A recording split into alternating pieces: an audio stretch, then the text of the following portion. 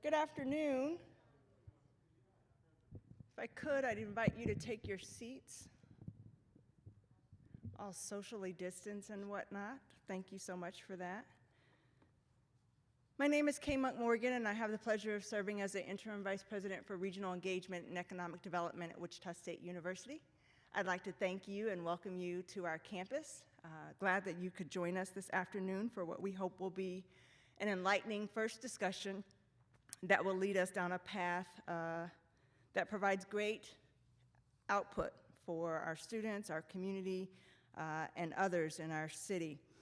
Before we begin our conversation today, I would like to just uplift a couple of housekeeping details. One, we want to acknowledge that we have guests that are joining us virtually through the university's YouTube channel, and so we certainly want to acknowledge their presence and thank them for being present as well.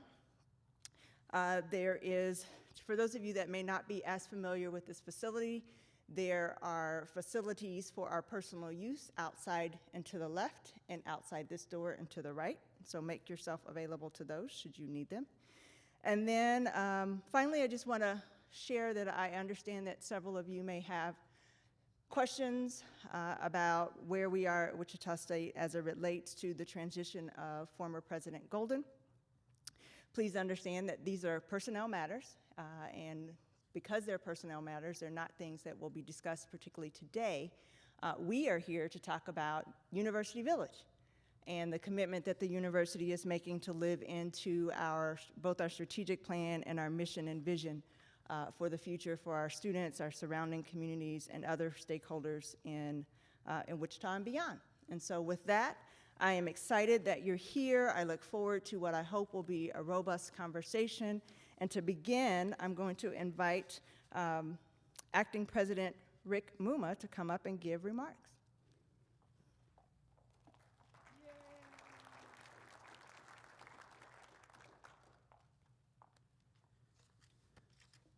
Thank you, Kay, and good afternoon, everyone, in person and remotely. Thank you for being here, and I also like to thank our elected officials. We have two here on the stage. Anybody here in the audience, raise your hand. We'd like to appreciate you and your attendance here today. So to start, I'd like to provide a brief summary of how we got here. In 2012, Dr. John Bardo unveiled the mission of Wichita State for WSU to be a central educational, cultural, and economic driver for Kansas and the greater public good. The goals were simple: improve our students' educational experience, help our competitiveness by focusing on delivering higher education deeply grounded in applied learning and research, and create job and career opportunities both in Wichita and throughout the Kansas region, and to encourage our graduates to stay in Kansas and also grow the Kansas economy through innovation, diversification, and increased opportunities. This plan was driven by the creation of the Innovation Campus, located in the development of the Shocker neighborhood and spurring the economic growth of the surrounding 10-county region. And in 2015, the university sponsored and developed the Blueprint for Regional Economic Growth, or BREG, with the support and commitment and input from local and regional community leaders and partners. For the past 8 years, and still today, WSU has worked to expand our research portfolio, grow a more diverse business cluster on the Innovation Campus, foster applied learning opportunities for our students on and off campus, and keep our tuition affordable for our students. Additionally, the university has been proud to partner with community organizations in a variety of projects: the 67214 project, purpose-built communities, and the Fairmount Neighborhood Project, just to name a few. Today, Wichita State remains committed to driving prosperity and improving economic outcomes and quality of life for the people and communities we serve. We're an urban public research university. That's what we do by providing educational access for all and help our community solve some of its most pressing issues. We're excited to continue our work with all the university partners in the community and hopefully new partners beyond Wichita, and we look forward to the future. On a personal note, I've lived in the community known as the Shocker neighborhood, just south of here.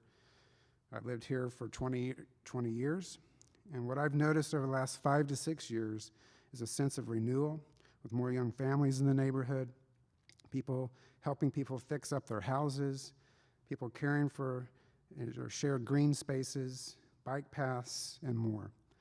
I know this is an anecdotal information, but I think it's real, and I think it's because we're all working together. So let's talk about why we're here today, and we'll start talking about the center of this area, which is Wichita State. So you'll see here our points of pride. Founded in 1895, this year we're celebrating our 125th anniversary. Many of you already know that. Many of you are already participating in that. As I said earlier, we're the only public urban research university in the state. That distinguishes us from all kinds of other different university missions in the state, which is so important to our success and what we're all about. We have a combined enrollment, when you look at WSU enrollment and WSU Tech enrollment, of over 20,000 students. We have a very diverse student body. We're very proud of our research programs, our ranked programs, and most importantly, we're very proud of the fact that most of our students stay here in Kansas after they graduate. So, we're a university on the rise.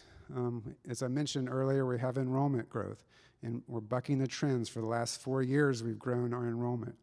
The I-35 Corridor Recruitment Project, which is allowing to recruit more students to come to Wichita in the hopes that they stay here after they graduate. And one of the fastest growing research enterprises in the country, and one of the fastest growing innovation campuses. Here's an example of our growth that we're experiencing in terms of enrollment. These are our enrollment numbers, trend line from our I-35 Corridor Recruitment Project. And you can see for a number of years, we only had a couple hundred students who came from these metropolitan areas. And now we have over 800, close to 900 students coming every fall to this institution to start their education and hopefully stay here after they graduate. So, you all know about the Innovation Campus. In 2013, it wasn't a very popular decision to close the golf course. Some of you here who are golfers probably remember that decision.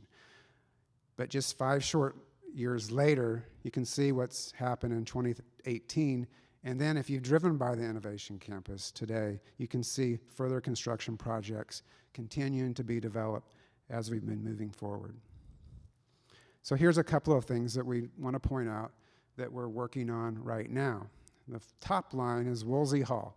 It's our new business school building. We've just completed the design phase of that, and that is out to bid, and actually we'll find out in the next week or so who will be building that facility. And you can see where that's located, just north of the pond and just, I guess, south of the YMCA building that you see that top arrow going over.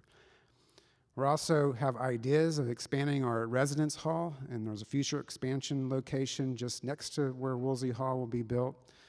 We're also currently having a construction project focused around NetApp. It's at the corner of 17th and Oliver, the next line over the dotted line down there. And that's going to employ the headquarters, or 600 people for the headquarters of NetApp here in Wichita. Also under construction is our smart factory building in cooperation with Deloitte, and that will open also next year. Hyatt Place just opened. It's a 106-room hotel that opened this month, and we're very excited to finally have a hotel after many years of working to get a hotel here. And then the last thing on there is also at 17th and Oliver, is our location for our future National Institute for Digital Transformation, which will be breaking ground sometime next year. This is the focus of all of our work towards digital transformation, which is going to be transformational not only for the university, but for the local economy and the community. So, great cities need a great university, and a great university depends on a vibrant community. Invite Kay Morgan back up here to talk about how we're going to propose to move forward, and we'd like to hear your feedback around that.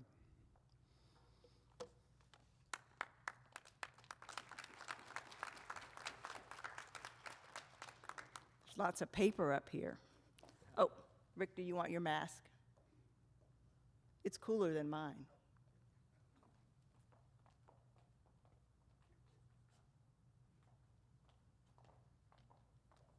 It's okay if you forget it walking just a couple feet away. It's when you leave it in the car or at home, it's a problem. Well, as Dr. Muma mentioned, a great university needs a great community, and we believe we have one.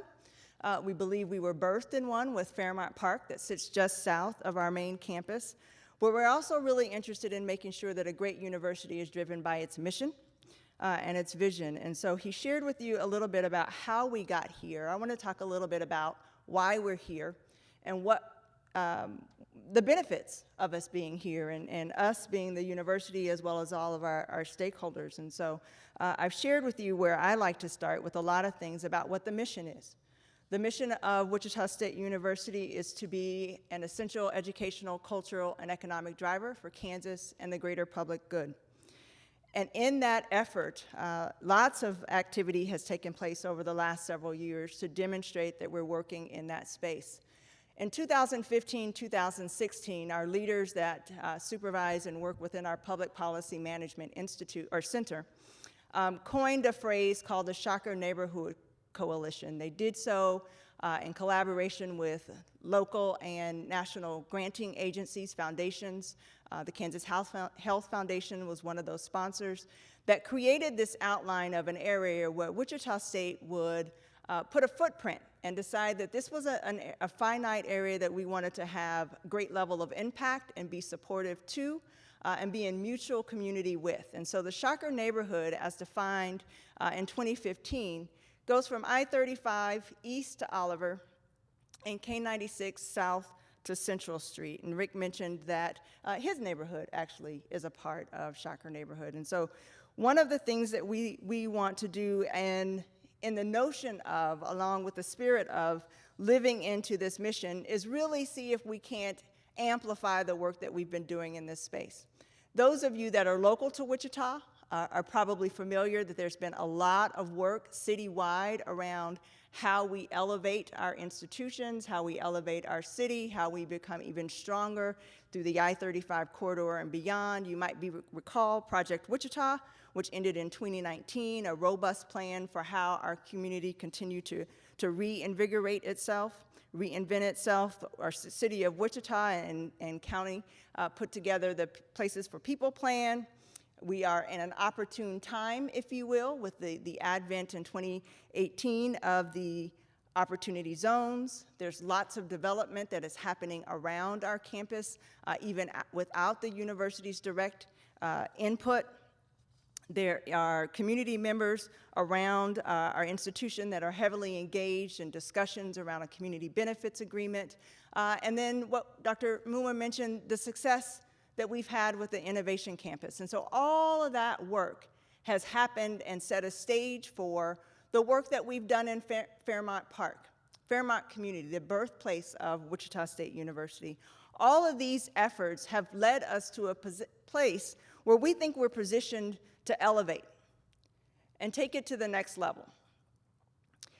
When you look at those reports and all the information that's been gleaned, all the surveys, all the community feedback, there are things that come up in each one of those reports that say these are the community needs that we need to be engaged in addressing. Affordable housing and home ownership, safety and infrastructure issues, workforce development, engagement in early childhood education, third grade literacy, high school graduation, access to quality health care, including mental health needs, services for our aging population, and access to healthy food options. There are tons of organizations that are engaged in this work on a daily basis.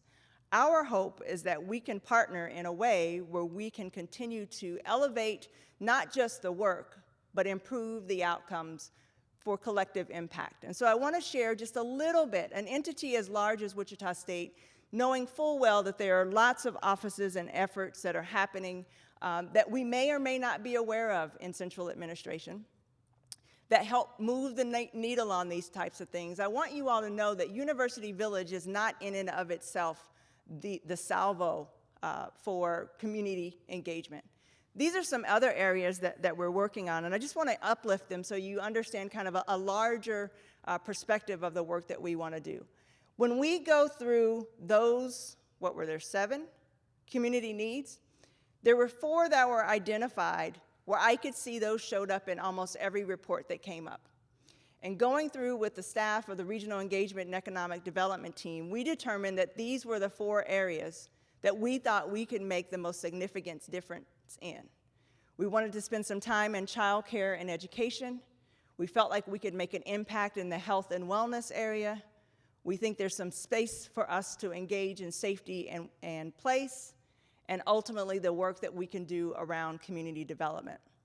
And so I've highlighted a couple of programs or activities that have started to happen.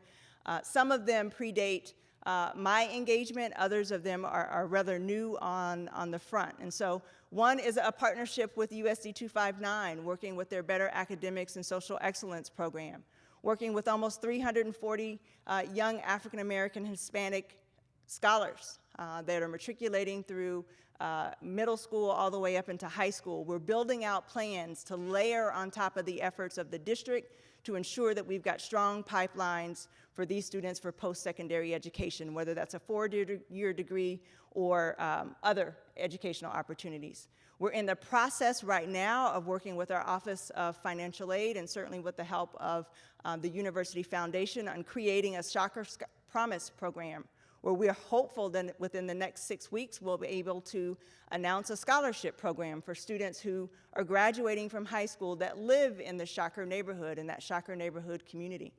We've been working with Wesley.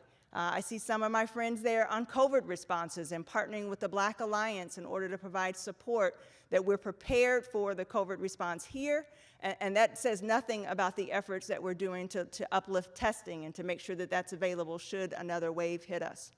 We're partnering with Change Church for food distributions and making sure that there are ample locations to make sure that organic, fresh food gets out to the communities surrounding our institution and further and beyond even our borders. We're partnering with District 1 in neighborhood cleanups. Our student body has heavily been engaged for a long time in cleanups both in Kenmar and Fairmount, and now I think the next one is in Atwater. And so working in that space. On October 22nd, as a part of our annual homecoming, we've created an opportunity to invite the Shocker neighborhood community to come to campus, grab a blanket, find a square in Cessna Stadium, and watch a movie on the Megatron thingy, right? Bringing folks to our campus to ensure that they know that not only is it the Wichita State campus, it is Wichita's campus, and we want everyone to engage in that space and be a part of our community. So we're building out program in that way. We're fortunate that right now in the community development space, we were approached by a local church and a nonprofit, St. Mark United Methodist Church, as well as Working Men of Christ, to build out what we're calling Degrees of Freedom, a program that will support re-entry into communities for folks who are formerly incarcerated. And then ultimately looking at other ways we can build a backbone of communication with our neighborhood associations. And so the university has recommitted itself to our neighborhoods. We've seen some success in the work we've done in Fairmount community in particular, and we want to elevate that and roll that out to other parts of the surrounding communities. So this new commitment brings with it new opportunities.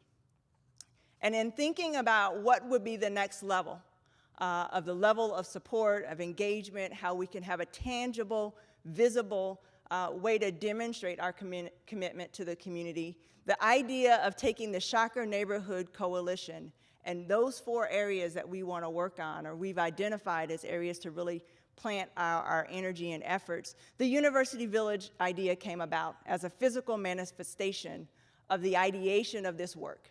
And so what would happen if we created a space and a place where we knew we could live into each of these 4 areas in a way that could move the dial?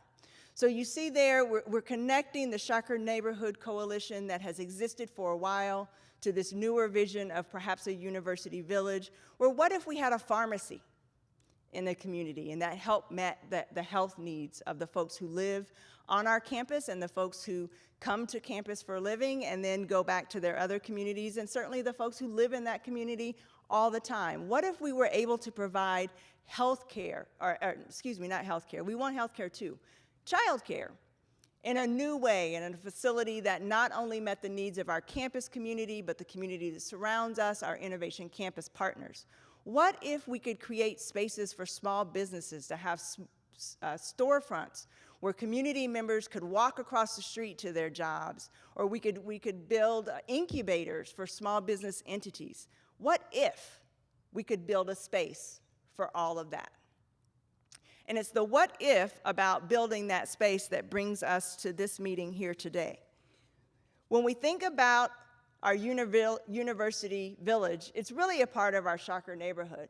And so if you look at the slide, the highlighted yellow areas are areas that we've identified that could be a part of a village. Now, this area has been identified because, in part, we own these properties. I'll walk you through a slide that will explain that. So there's the genesis of our ability to engage. What if we could create a space that allowed us to live a broader mission? So in order to do that, we of course have to bring to bear our primary stakeholders, because we want to do this type of work without gentrification. We want to be good neighbors.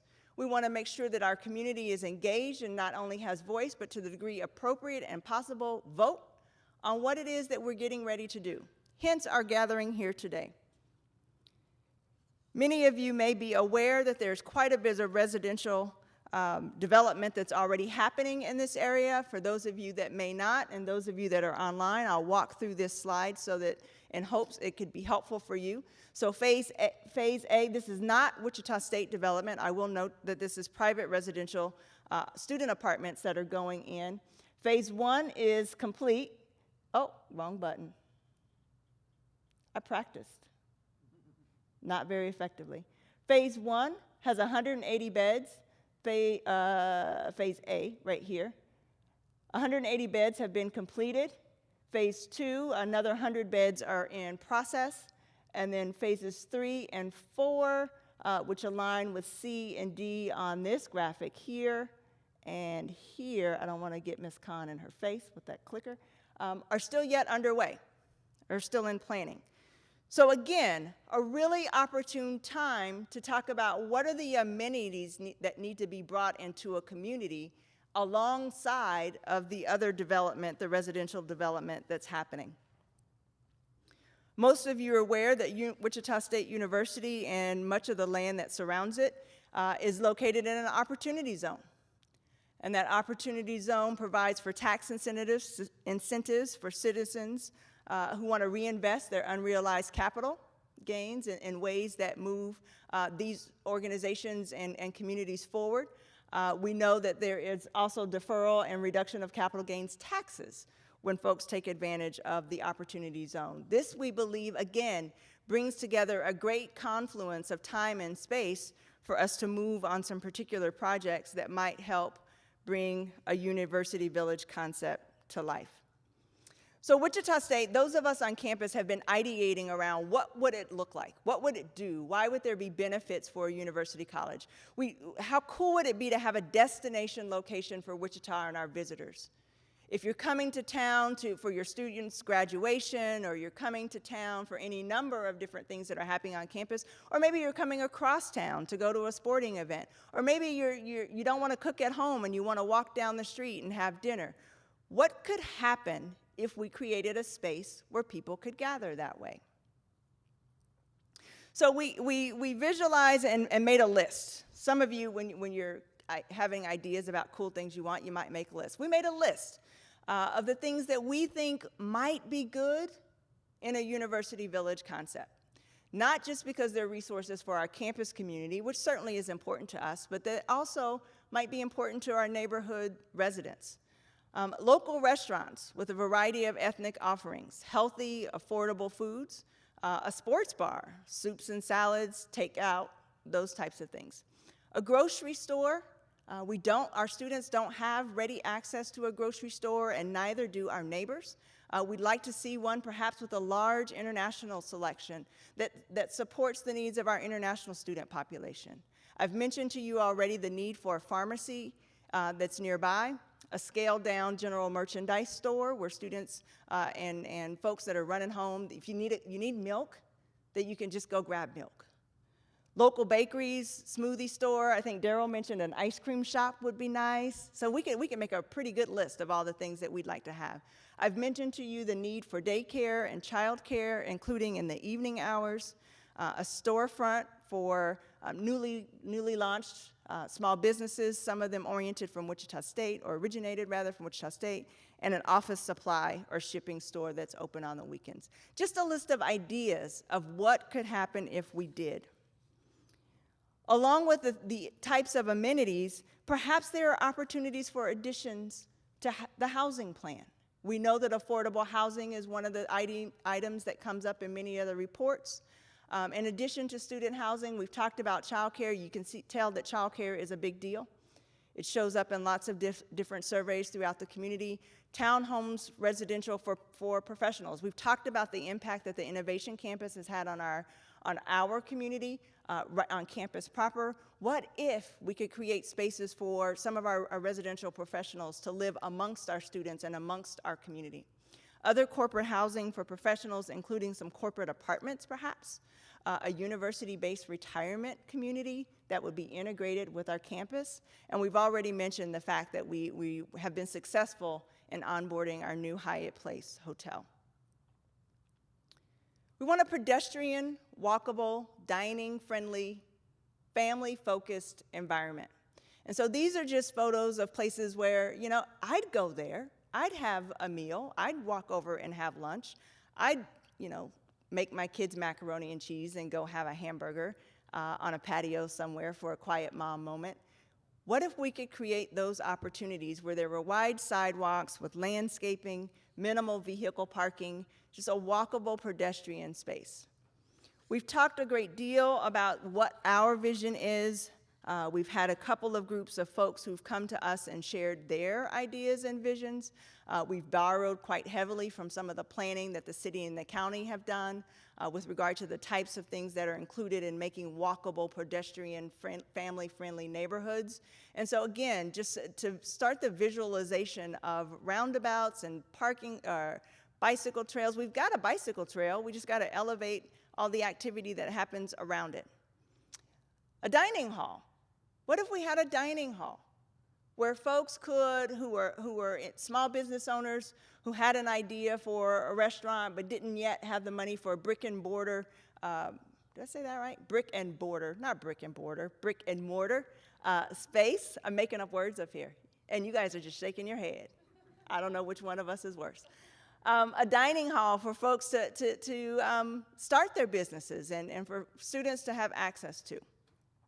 So those are some of the things that we've thought about as we think about what the possibilities might be for a university village.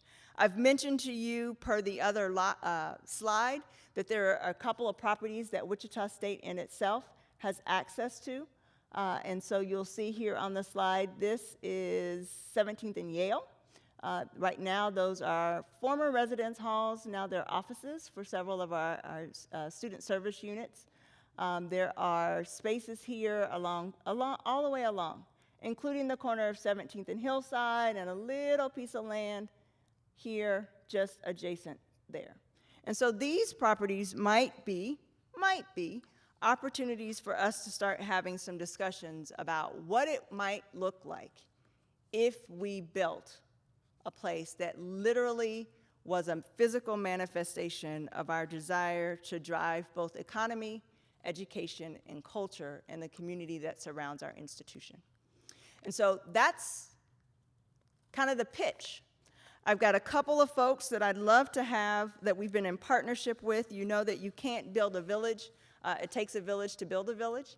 That we would certainly be in partnership. And so what we've done is we've invited several of our local legislators to come and share, give a response to these types of plans and what their thoughts might be We have our SGA president, our Student Government Association president, has joined us, and she will bring remarks, as will Daryl Carrington, who is the president of the Fairmount Neighborhood Association.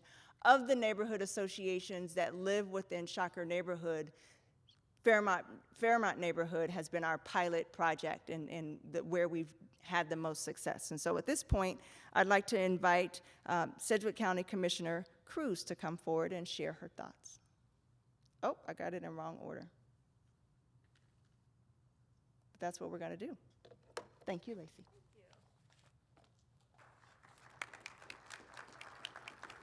Well, thank you for having me today. I'll be brief. I just wanted to be here to show my commitment to listening, to understand that there are needs that we might not know that might surface. And so the county, just a real quick history, the county does levy 1.5 mills on behalf of WSU each year.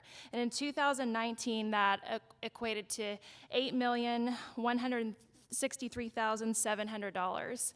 When it comes to budgets, they're all about priorities. Now, obviously, we have to pay for those things that we've committed to, but in the future, how can we understand how this money could be allocated in a different way? We talk about innovation. Well, how does innovation look in the next coming years? So the things as a student here in WSU, I graduated in 2008, and I was an unconventional student. I had a 4-year-old daughter. I was an older student. The thing that was important to me was daycare, affordable daycare. Now, we do have a daycare here on campus, but is it affordable to everyone? So those things that I'm taking that are personal to me, understanding, speaking with students, understanding community members, re-envisioning how we can attract new people but keep the people that are here, those who have grown up in this neighborhood, who better to change what they've seen and what they've grown up around, and their vision than to listen to them to understand exactly what they want to see. Growing up here are the best people to listen to. And as I sit here today, I'm excited about learning how I can use my contacts, my seat on the county commission, and make sure that we understand we need to listen. That's the number one thing that I'm here to do. I hope that you'll reach out to me if you have questions, concerns, ideas. I'm available. Call my office. Get some time on my calendar, because I think the number one thing that I can do is understand really what the community wants, needs, and desires. As a musician growing up in Parsons, Kansas, when I came to town, I loved the first bar that I really, really liked was Kirby's. It's a cool little spot. And as a college student, understanding nightlife and culture and bringing that to college students is so important as a part of the experience on campus. As a young mother, I didn't really get to experience that. So now as an adult, and I don't live in the actual Shocker neighborhood, I just live right outside of it. But I come to campus a lot. And so taking all of these components of life and building upon them is exactly what I'm here to listen and learn and help with. So please reach out to me, and I appreciate the opportunity to be here today. Thank you.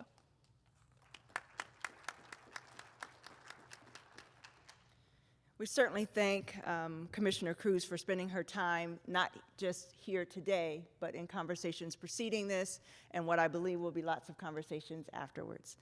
Everybody's favorite district councilman, everybody's, right? Everybody's, is going to come forth and share some remarks as well. Councilman Johnson.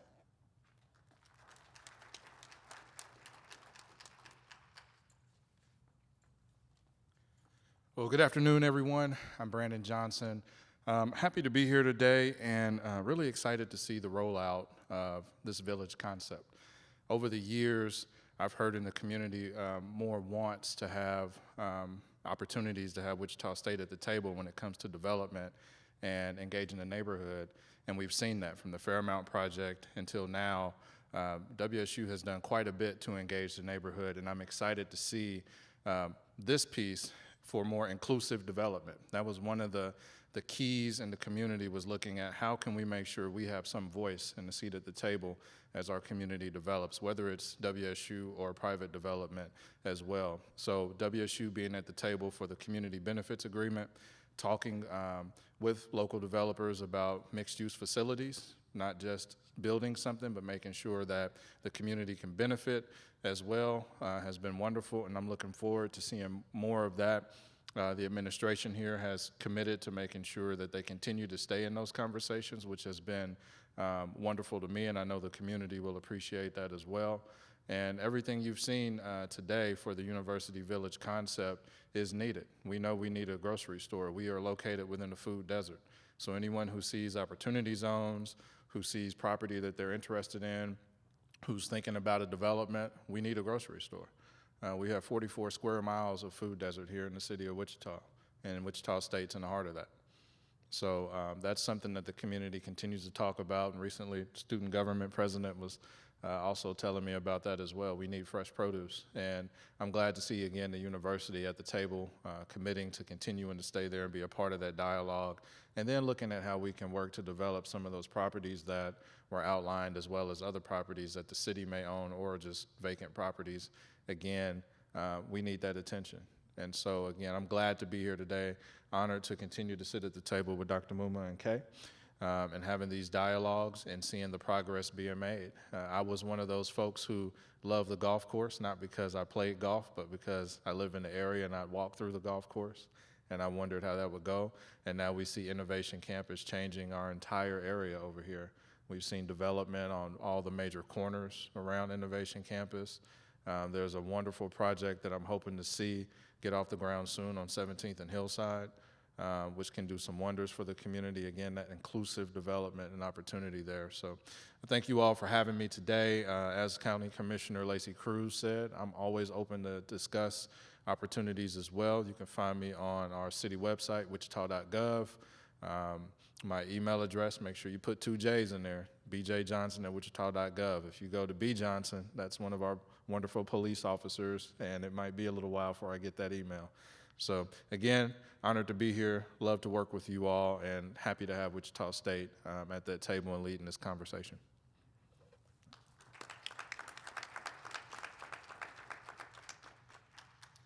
Thank you so much, Councilman, although I left his slide on the commissioner. So I'll get the slide, then I'll call the name. How about that? Our next speaker who will come and share a response is our own SGA president, President Khan.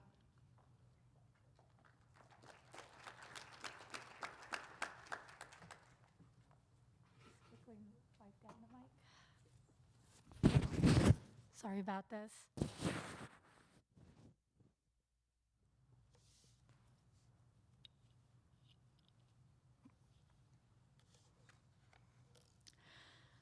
All right, good afternoon, and thank you all for having me today so that I can share my thoughts and vision on the University Village project. My name is Raja Khan, and I have the distinct honor of serving as the student body president at Wichita State. My role as student body president is to advocate for our students, both on campus and in our community. The SGA mission is students come first. This directive for us lies in the priority of ensuring a positive student experience. It's crucial for the success of Wichita State that if we want our students to have the opportunities to live a healthy, balanced lifestyle, we need to ensure our community members receive the same benefits. For all these reasons, I am very excited to see the initiative for this University Village project to come to fruition. But before I speak about the University Village and what it may look like, I want to thank the previous Wichita State University President, Dr. Jay Golden. We, the students, thank him for bringing us to the table and truly making our voices be part of the decision-making rather than treating us as an afterthought.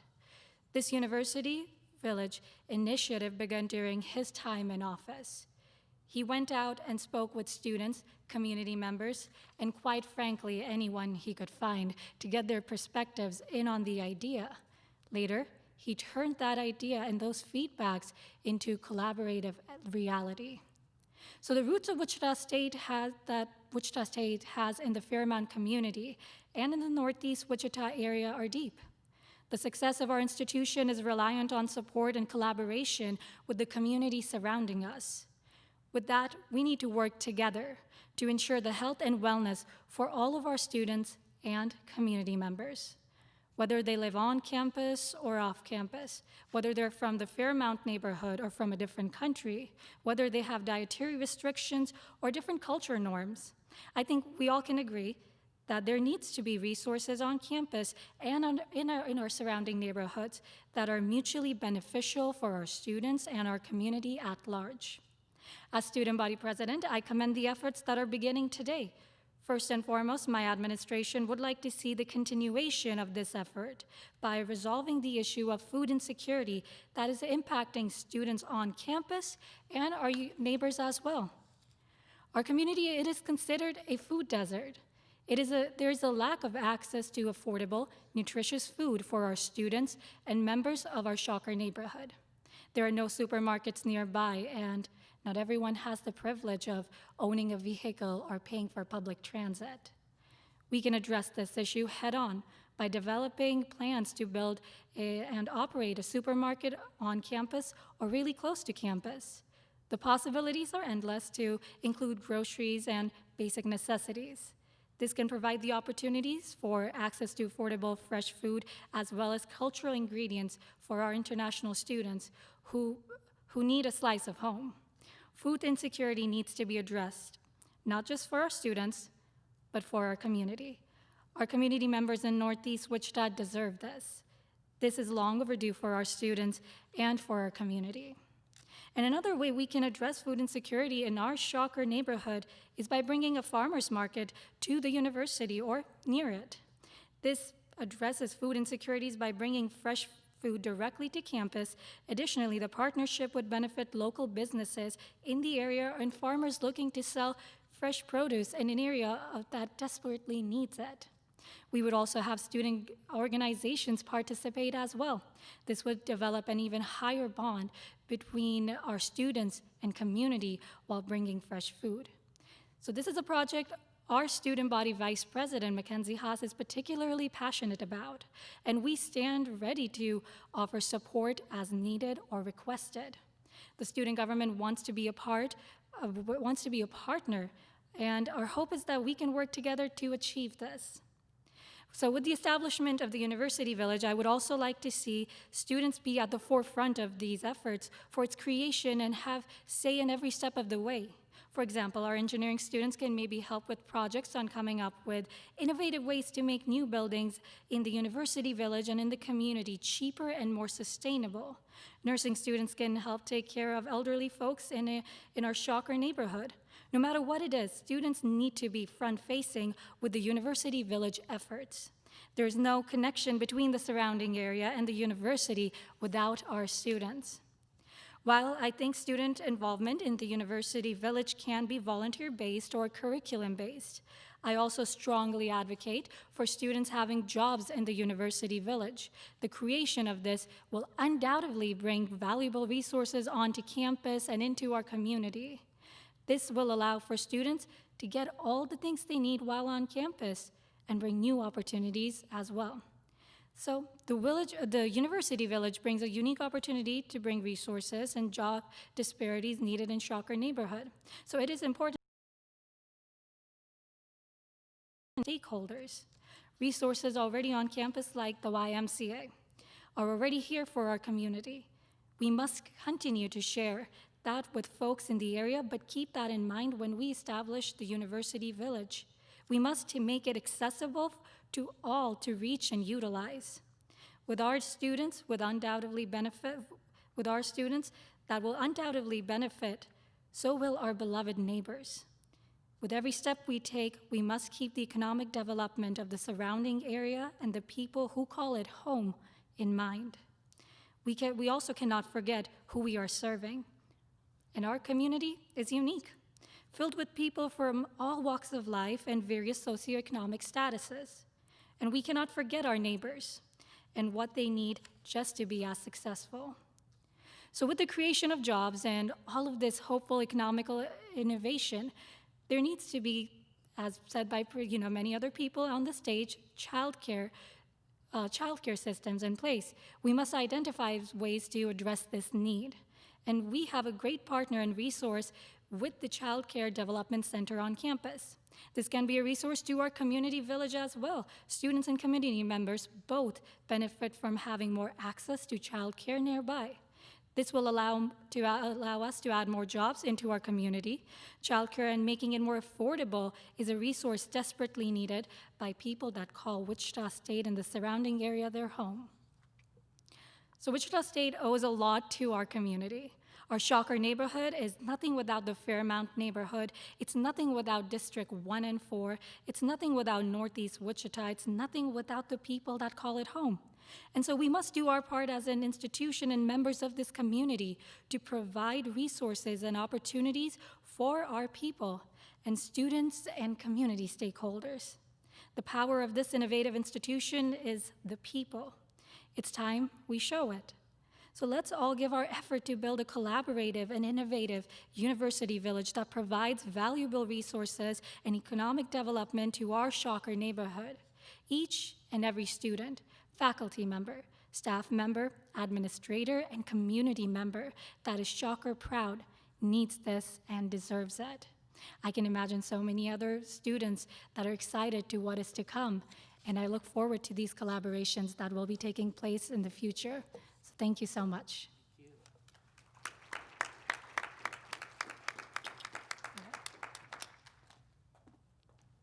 That's what we do here at Wichita State. Hashtag living proof. Thank you, President Khan, for sharing your words and providing a student perspective on this particular work. Our last speaker will come to us is the president of the Fairmount Neighborhood Association. You've heard us mention that Fairmount neighborhood was the first neighborhood that the Public Policy Management Center started working in order to establish the Shocker Neighborhood Coalition. And so I'd ask Daryl to come forward.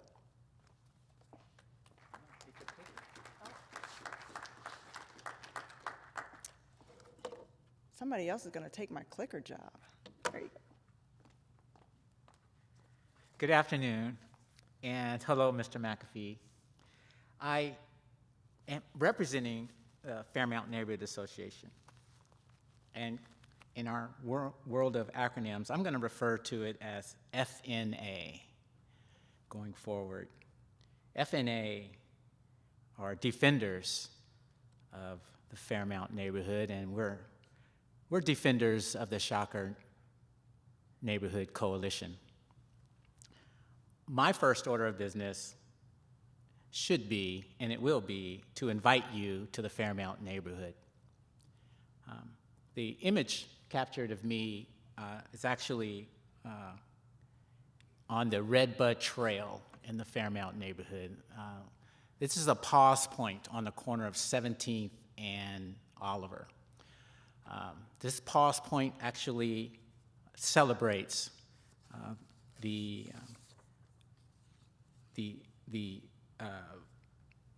excellence of sport that has images of our friends like Lynette Woodard or Barry Sanders, Antoine Carr.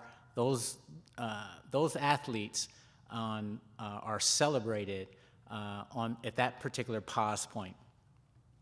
This Redbud Trail goes along Fairmount neighborhood, and it has some wonderful attributes. At Roosevelt and Oliver is another pause point, and that's also in the Fairmount neighborhood. This pause point reflects on civil leadership in the community and the historic Adakam sit-in event that took place in 1958 here in Wichita. And when you continue going further south on the Redbud Trail, right by the historic Maple Grove Cemetery, is another pause point that has beautiful art and a lot of wonderful trivia about not only the Fairmount community, but the wider Wichita community. So it behooves me to invite you and your family to enjoy that particular leg of the Redbud Trail. I think it's the most beautiful part of the trail. Of course, I may be a little bit biased, but it is gorgeous, and I should invite you there. And you should come, and you should participate in it. It's really nice. As Rick Muma mentioned, the bike trails that have been a part of this resurrection have been dynamic in the community. Please visit the Red Bud Trail. Start at Oliver and 17th Street, and at least go down to Hillside and 9th. Just really awesome places, and stop and enjoy the pause points. So what I wanted to do today was to give you our impression, FNA's impression of Hood Coalition, and give you an update, and then tell you what's happening today. I'm going to try to do that in 5 minutes, starting now. So, about 40 years ago, and I hate to remind you all that have been around, but it has been 40 years since people like Antoine Carr and others would play basketball in the Fairmount Park. Those were days that my friends remember with such romantic nostalgia, like on 40 years ago, like in 1979, 1980. Folks gathered in the Fairmount Park, and there was like this reunion. Every Sunday, people would gather in the Fairmount Park, and it was quite electric. And however, those who lived around the Fairmount Park thought of it as quite hostile. So, you know, those are the beginnings of the concerns about the community as it applies to the residents, and then the wider community who would visit the Fairmount Park. So historically, in 1979, there was put together a plan called the Fairmount Improvement Plan, and you can find this in the Obla Library and special collections, but I think it's also on the shelf of the library. The Fairmount Improvement Plan in 1979 was led by one of my mentors, who's no longer alive, but it was led by a gentleman by the name of George Platt. And I think President Alberg may have been the president at the time. But there was an effort to try to create some balance. That is, the concerns of the residents of Fairmount and the folks who visited the community. And at that point, there was, as I read my history, there was a coming together, a coalition that came together between the FNA and Wichita State, WSU. So I'll use those two acronyms. And as far as our history, as far as I recall, those were the real beginnings of a coalition. I'm going to fast forward and describe the neighborhood association's relationship with Wichita State, WSU, and the Community Engagement Initiative. So, 2014, I believe that there was a real effort to determine how the Wichita State can be a better neighbor to its southern resident neighbor, Fairmount. And so there was an effort to support that desire, that sentiment. So a grant was written and received from the Kansas Health Foundation. This was called the Community Engagement Initiative. $250,000 was given to give us 2 years to take the temperature of the Fairmount community and to determine, what were their major concerns, and not only that, how was it that the university can be a part of solving those concerns. So the one directive that we were given by the Kansas Health Foundation through the Community Engagement Initiative was that whatever came out of the engagement effort, it had to be community-led or community-driven. And we would, at least I would joke and suggest that, WSU has all the answers. we could, all we have to do is go to WSU and they will give us all the answers, but that was actually an inside joke. The point is that, in terms of the joke, is that it takes all of us. It takes a village. It takes the Wichita State community, as well as a resident, pedestrian, faith-based community, for-profit, and nonprofit communities to come together and create solutions. So I just want to tell you that the 4 things that the Fairmount community was most concerned was, the top of the list was personal safety. The second was public safety. The third was environmental safety. And the fourth was community development. So I'm going to go through all of those and just give you an update on what has been happening. Okay, I'm not going through all those. But let me just share with you that they have all been, all of our expectations have been met. And again, we are defenders of that neighborhood coalition.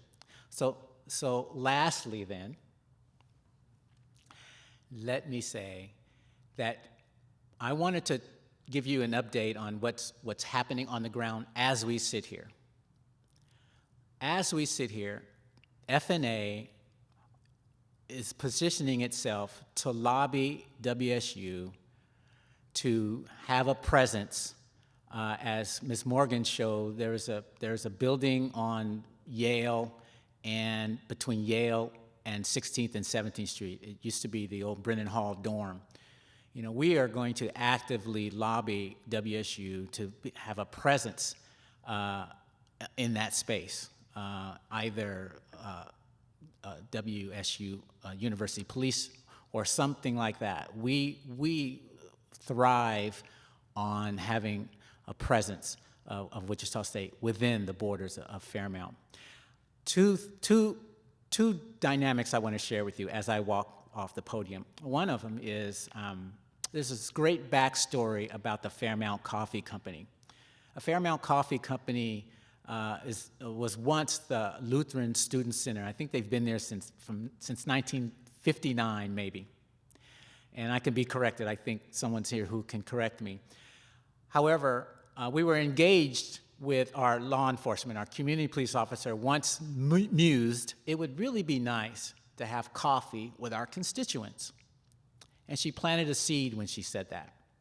Today, the Fairmount Coffee Company is, again, in terms of exceeding expectations, they have shown us what is possible in Fairmount, south of 17th Street. There's another backstory I wanted to share with you. It's the last I'm going to do before I get off, and that is next to Kirby's, years ago, we had some students that lived, next to Kirby's is actually a vacant lot, but next to that vacant lot, some students lived there, and they were going to school here at Wichita State, and right around the corner from them was the Garvey International Student Center. So I don't know how often they went inside Kirby's, but their experience living in Fairmount, living next door to Kirby's and around the corner from Garvey International Student Center gave these young men who are from Malaysia the soft skills. They became acculturated, and they gleaned the soft skills that would help them become successful entrepreneurs. And they are successful entrepreneurs today. In fact, they've opened a restaurant here on campus. I don't know how they could afford it, but they put all their nickels and dimes together and got this beautiful location here on campus. The name of the restaurant is called Journey East, and I think maybe Sammy or Fitz might be in here. But their goal, there's Sammy over there in the corner. Their goal is to create that same kind of environment that they experienced while they were living in Fairmount on Holyoke, next to Kirby's, around the corner from Garvey International.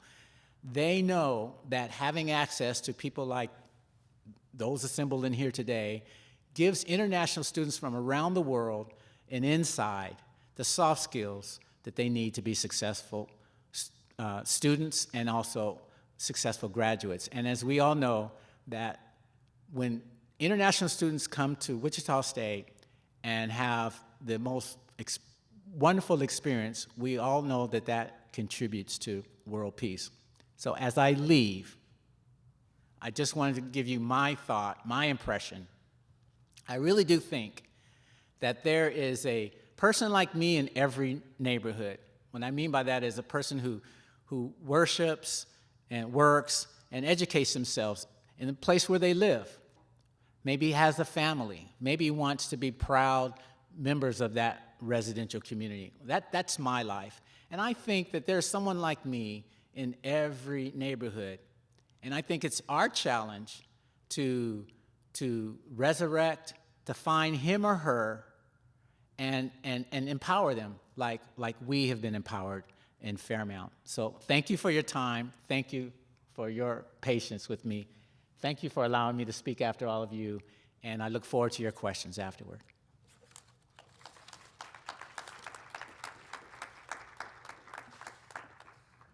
If you've not had an opportunity to have a conversation about Daryl, it's almost like talking about your kids. You know, there's that mom who will talk about their kids for 2 hours. It's Daryl. He loves Fairmount.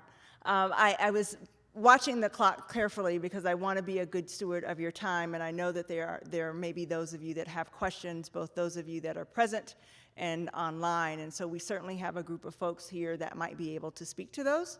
So if you have a question that you'd like to ask any of the panelists, while I go over the last slide, I'd ask you to move to either side of the auditorium here and prepare yourself with your question, and if you're online, if you would type those in, we have a staff member who's willing to share those with the larger group from our folks who are attending virtually.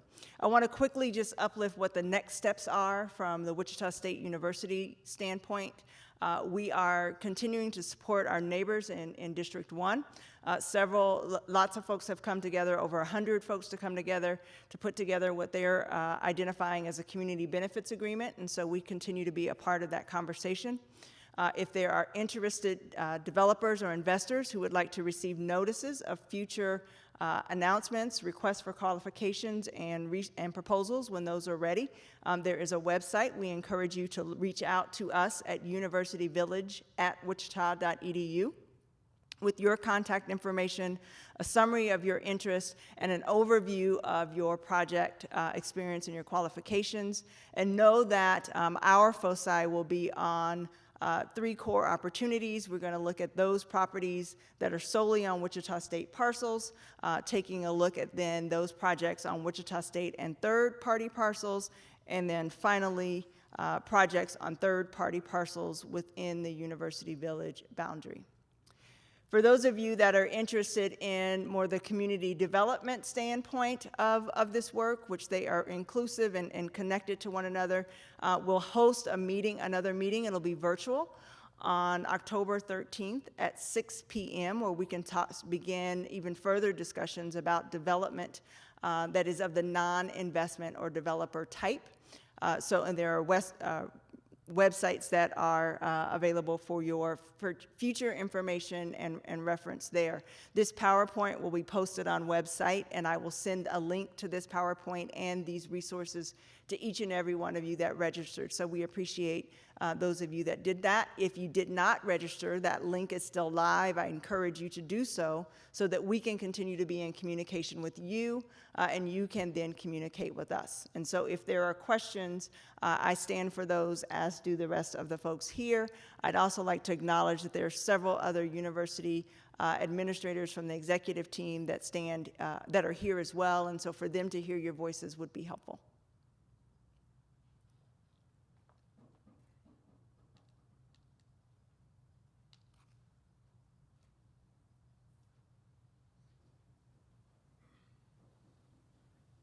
Good afternoon, all. My name is Bernard Knowles. I am a developer. Our council member, Brandon Johnson, mentioned about a project that I've been working on since August 29, 19,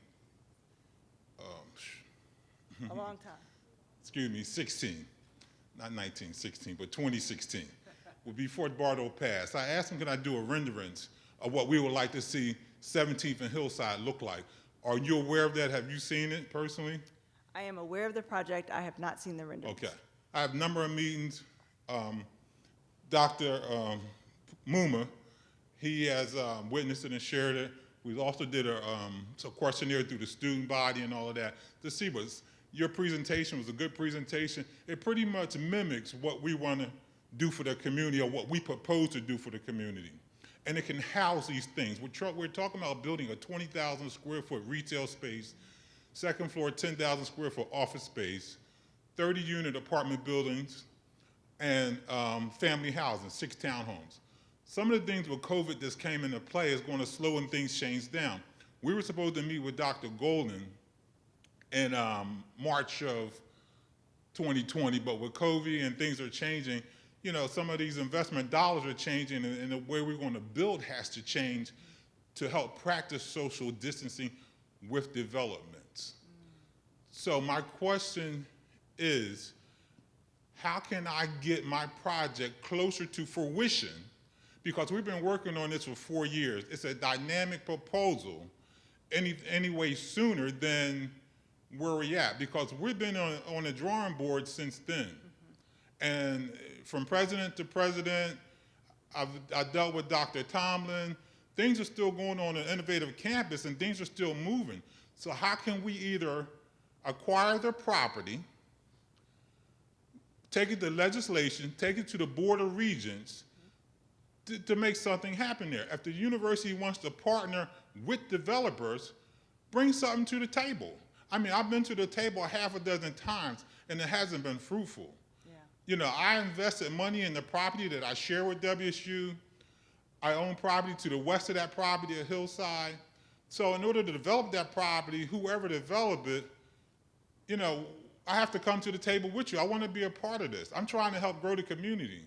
You know, because my philosophy is this: as the university grows, so should the community around the university.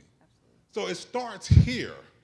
I mean, the village concept and all of that, that's fine. I'm okay with that. Great marketing presentation. I would like to use it. But let's make something happen. Absolutely. You know, because for the last 4 years, we've been passing the baton, one person to another. For me, one person to another is a conversation. This is our proposal.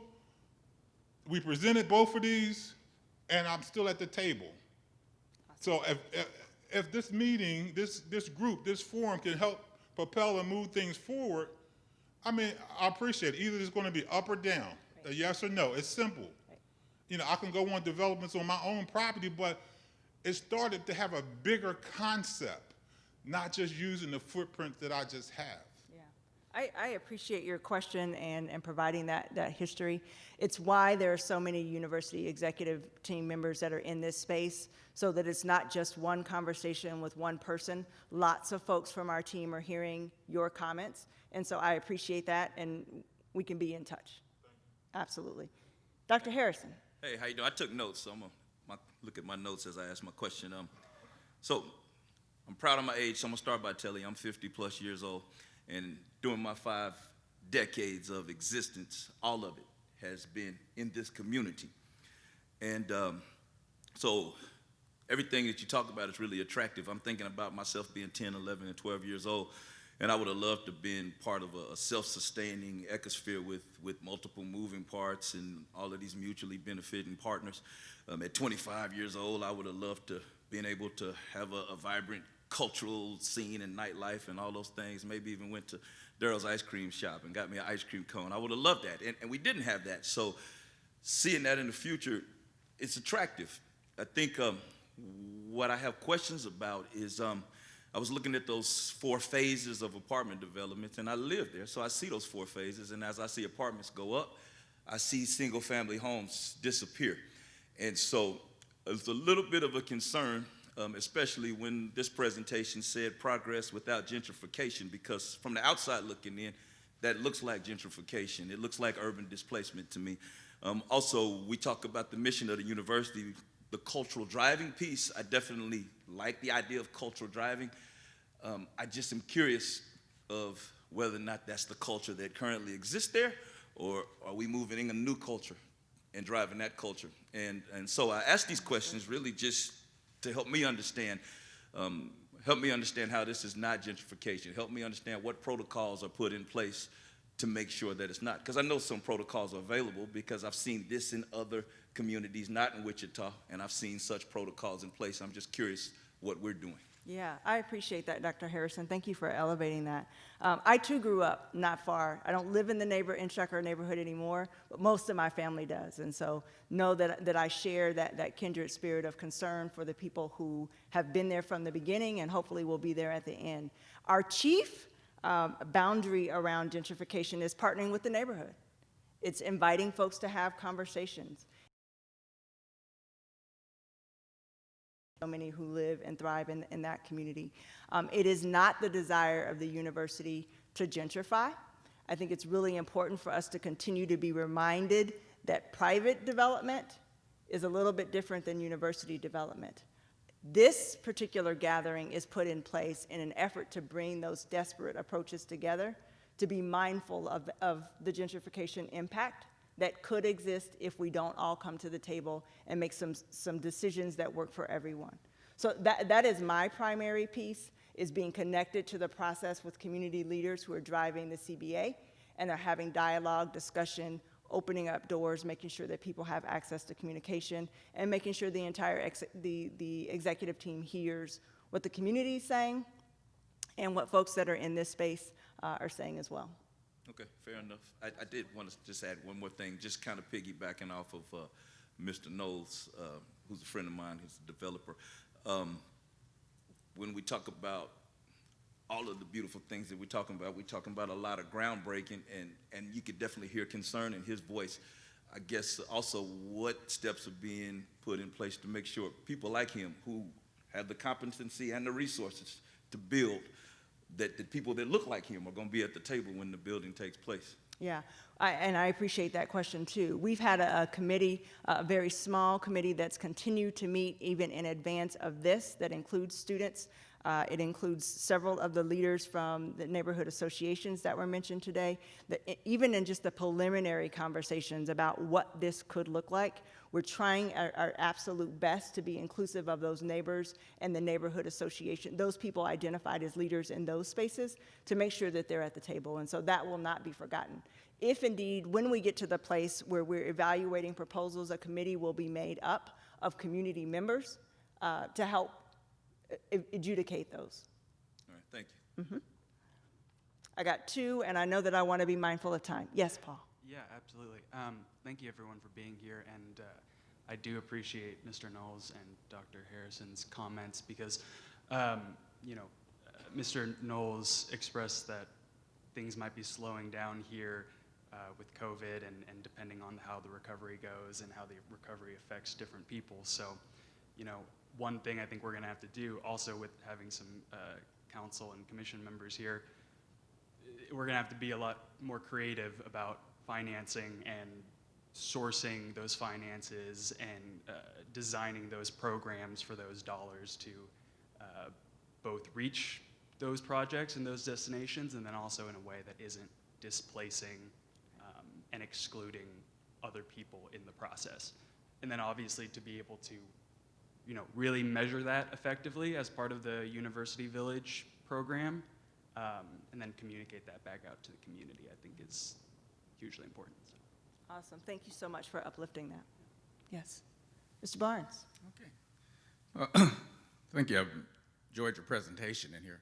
So mine is a little bit of an echo of all of you guys in here with Bernard and Fairmount Neighborhood Association. I live in Northeast Heights Neighborhood Association on the other side of the campus, but I also have rental property in the Fairmount Neighborhood Association, and I'm adjacent to Wichita State's property that you have. And so part of the thing that when Bernard has said, it's been very difficult, even over the years, to try and get conversation with Wichita State about the property and development that was going on, and how we could be a part of it until we get these presentations of when your guys are ready to roll it out. But we've been trying to approach you guys all along. We've been asking, even when they had the grant Daryl talked about with the development going on Innovation Campus, all the stats were gathered from the neighborhood over there in the Fairmount neighborhood. Yes. But when you talked about the economics and the jobs and the situation in education, you didn't see a transfer to Wichita State. So I didn't see very many contractors or are workers over there in that development. And so we're asking what's going to happen on the development around there. And if you go from Hillside to over to Bluff, and from 17th over to 16th, most of that's already owned by 2 or 3 developers already. And none of those are minorities. So there is a question about gentrification, where you're doing in that portion of it, inclusion as far as making it work. My last thing I say with Durrell, I was raised there on the corner of Hillside and Stadium Drive on the other side. So I got a lot of history with this place in here. And the city came in and they purchased my mom's house on the corner of Hillside and Stadium Drive. They put that little swerve you have there and that crosswalk that goes across.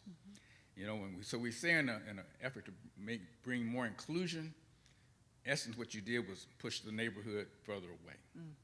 And the same thing when you talk about Fairmount Park. Fairmount Park takes about 2 or 3 blocks from going from Fairmount on over to Holyoke on over to Bluff. And then it's another block, so you're still pushing the neighborhood away. And so everything that's being built is around those perimeters of 17th and over here up to Bluff. But you aren't including the neighborhood in the work, nor the jobs, or the things of this nature. And we're an opportunity zone. Right. And opportunity zone for those things of nature, of development, for low income. And I'm looking for more support from our city and our county, and I'm not saying that either. When those conversations we have those, we have to wait to get the information from you guys. And so there's some concern on that. So, you know, when that table starts, we like to be at it. Absolutely, which is why you're here today. And we appreciate that. And certainly, I don't know that anyone is in a position to ignore that development is happening. But we got to differentiate when folks sell their private property to developers from when the university decides to go out and start developing. And I do think those things are in tandem, but they are different. And so again, today is to be a launch of a discussion. It is intended to bring folks to the table who've been either engaged, disengaged, or want to engage at a table to have a broader discussion. And this, I'm gonna take your question, but I wanna check to make sure that we don't have any online. Okay, great. And this will be our last question. Yes, my name is Michael Marks, and I represent 2 properties there at 21st and Oliver that was just zoned to commercial. And I want to applaud everyone today for having this discussion. My question is, I don't really have a question. It's, I would like to know, since the COVID has started and we're getting another round in, there's not too much opportunity on our property. We did have a lot of opportunity before, but since the COVID has started, as Mr. Johnson knows, and I believe Mrs. Cruz knows this also, a lot of things have changed. And my question is more, what are we doing in that area?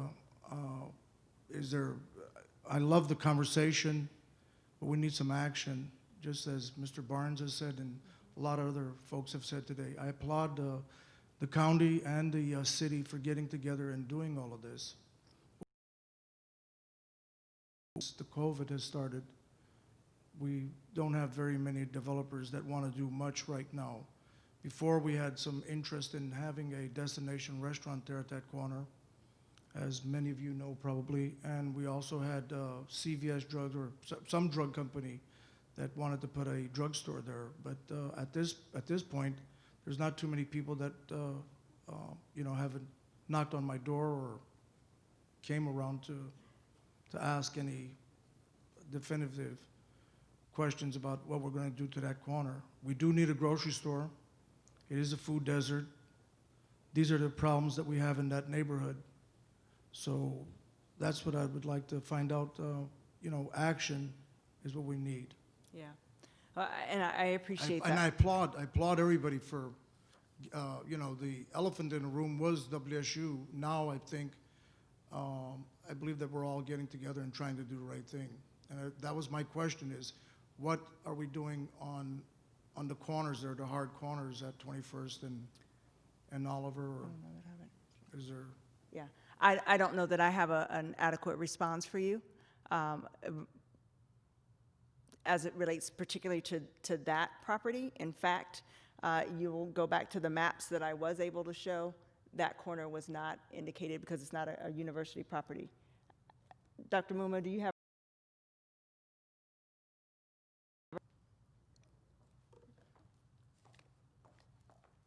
The 21st and Oliver Corner.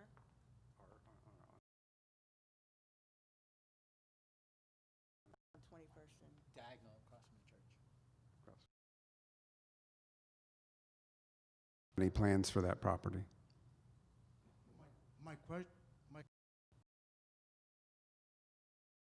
We're here together.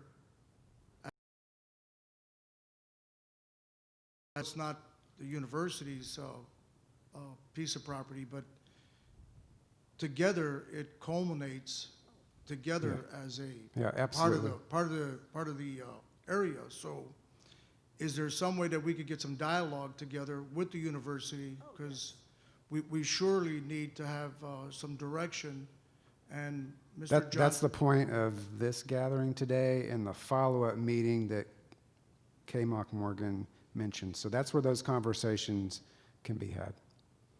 okay, so then we'll have some people reaching out to the developers or the property owners and all of the community there, not just the 17 corridor or the Hillside corridor, but I know the university has drove this to happen, and I'm awfully proud of what has happened in the last 5 or 6 years there. But I guess my question is, we all need to be at the table together, and That's the purpose of this right, discussion. but you just said that Yeah. you don't know anything about 21st and Oliver, but that needs to be part of the solution, Yeah. not Meaning here that together. immediate plans for that. I don't have any information about that. But this is the purpose of this and the follow-up meetings that will occur after this meeting. Okay, so then do I just give my card to someone, or, You can give it to Kay. okay?